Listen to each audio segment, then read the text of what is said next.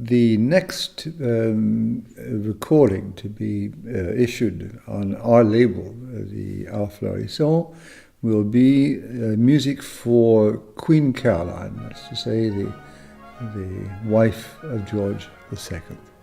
I was very happy to be in London just recently because I was able to go to Kensington Palace and see the new installation, which essentially involves a great deal of Queen Caroline, a marvelous patroness of the arts and a wonderful friend of Handel, amongst others, many others. We begin with the coronation anthem in Westminster, composed by Handel for the coronation of George II and his Queen Caroline.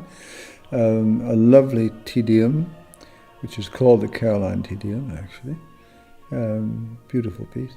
And we finish off with this extraordinary masterpiece of funeral music, which is essentially not terribly well known, but which I think is one of the grand pieces of Handel. This recording of the music for Queen Caroline, of course, fits what we do, the Arts Florissants, like the hand of the glove, because it's largely choral. That's to say, I'm able to use the marvelous chorus, the choir of the Arts Florissants.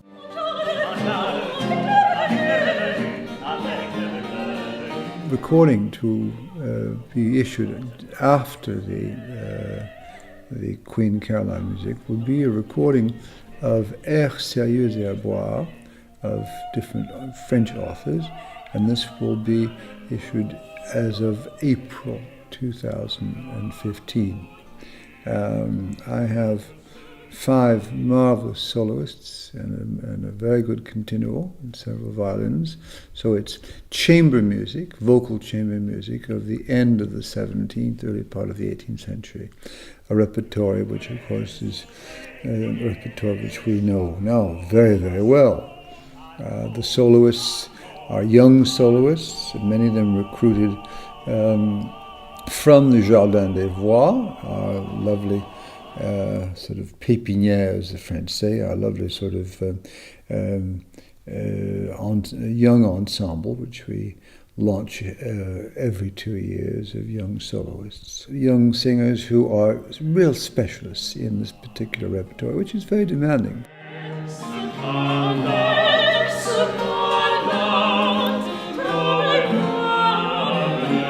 After this wonderful recording of French vocal chamber music, we will bring out a third recording, more ambitious in terms of the number of people involved, because it essentially is a ballet of André Campra, a composer who I think merits far more attention than he's been getting over the last several years.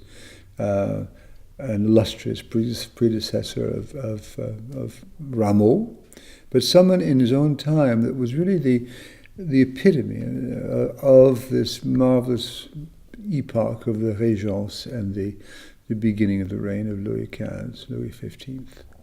Les Fêtes vénitiennes is a series of entrées, which Rameau, his successor, will pick up as well in pieces like Les Annes Galantes and Les Fêtes des Baies. We have a wonderful sort of small vignette ballet, with the storyline is not terribly sort of strong, but the music is extremely pleasant, and sometimes more than that, just quite touching and profound.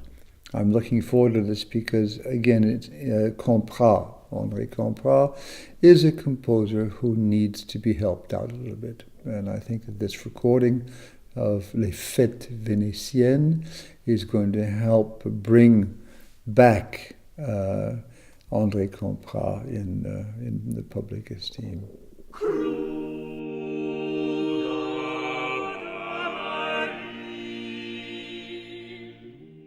I'm extremely fortunate in the sense that I have wonderful colleagues, and I suppose amongst the most wonderful is Paul Agnew, who, along with Jonathan Cohen, is one of the conductors, musical directors of the Arts Florissants. We're three, actually, but especially me and Paul.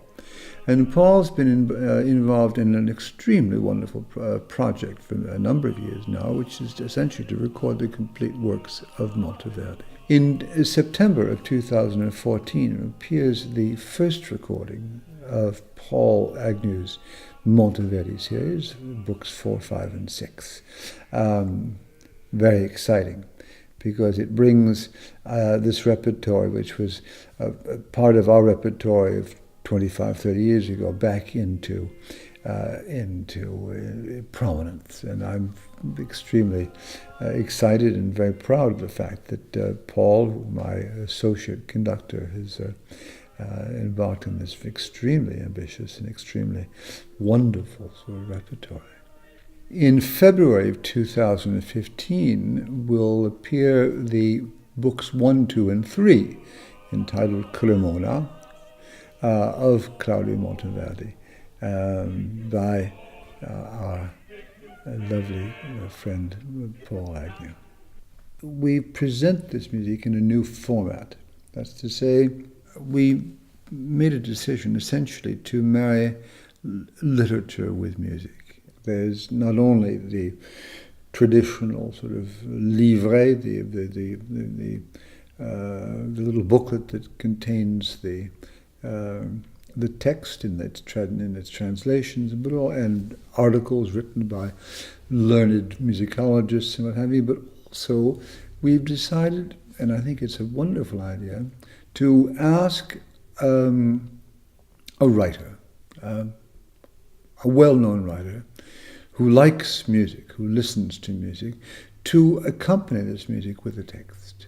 We've got, I think, a lovely arrangement, a very good arrangement, with an old friend, that's to say Harmonie Mundi France, Eva Coutaz, a company, a record company, specializing in early music, amongst other musics, and a company that I've been associated with since 1976. So essentially we've come full tilt. We're doing our own production, and the distribution, the sales of our recordings once again will be taken care of and assured by the Harmonie Mundi friends, which I think is a very good thing.